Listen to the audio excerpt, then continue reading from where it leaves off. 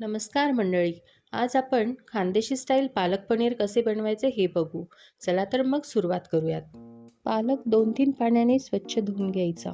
या ठिकाणी मी 1 गड्डी पालक वापरला आहे. पालक चिरून घ्यायचा.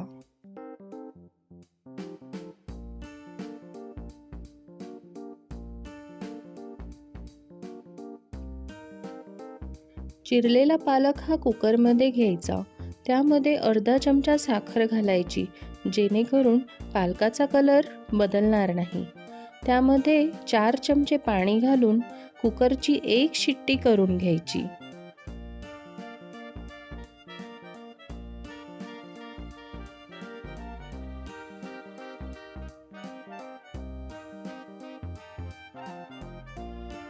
आपला पालक हा छान शिजला आहे.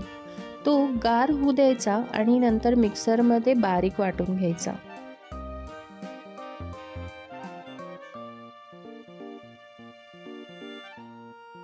आपली पालक प्युरी तयार झाली आहे. आता भाजीसाठी लागणारा मसाला आपण बनवणार आहोत. त्यासाठी मध्यम आकाराचे 2 कांदे बारीक चिरून घ्यायचे. तवा गरम करून त्यामध्ये तेल न घालताच हा चिरलेला कांदा टाकायचा व 5 मिनिटं परतून घ्यायचा. नंतर अजून तेल टाकून ब्राऊन कलर येईपर्यंत परतून घ्यायचा. आता कांद्याचा कलर हलका ब्राऊन झाला आहे.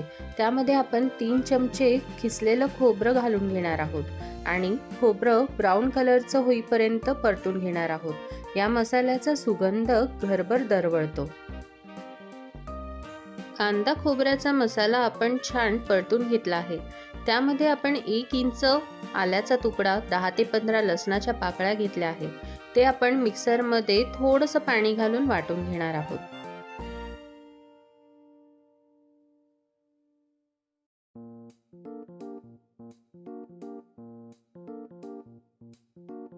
भाजीचा मसाला तयार झाला आहे. पनीरचे मध्यम आकाराचे तुकडे करून छान तेलामध्ये तळून घ्यायचे आहे. मी या ठिकाणी 2 बॅचमध्ये पनीर तळून घेतल्या. त्याच कढईमध्ये 2.5 टेबलस्पून तेल घेऊन आपण वाटलेला मसाला फ्राय करून घेणार आहोत. खानदेशी भाज्यांमध्ये थोडं तेलाचं प्रमाण हे जास्तच असते. मसाल्यात 1.5 चमचा धनेपूड घेऊन छान मिक्स करून घ्यावे. मसाल्यामध्ये 1 चमचा गरम मसाला, 1.5 चमचा किचन किंग मसाला घालावा. मसाले जळू नये म्हणून थोडा पाणी घालून मसाला छान मिक्स करून घ्यावा. आता अर्धा चमचा हळद, आवडीप्रमाणे तिखट घालावे. मी इथे 2.5 चमचा तिखट वापरले आहे. सर्व मसाला छान मिक्स करून तेल सुटेपर्यंत परतून घ्यावा. मसाला छान फ्राय झाल्यानंतर आपण वाटून घेतलेली पालकाची प्युरी घालावी. थोडे पाणी घालावे आणि छान मिक्स करून घ्यावे.